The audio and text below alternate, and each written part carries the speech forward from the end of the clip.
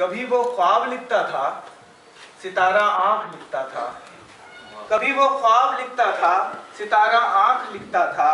अज़ाबे जान से जाकर वफा के बाब लिखता था। कभी वो ख्वाब लिखता था, सितारा आंख लिखता था।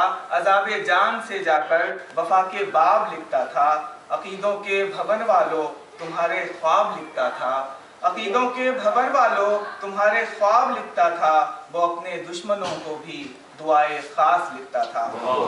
यही कथा है और बहुत कुछ मेरे ख्याल में अलीम के बारे में बातें आ गई हैं जो हमारे यहाँ एक तासुबाती रुझान पाया जाता है अकीदों के हवाले से या सियासी रुझानात के बारे के हवाले से।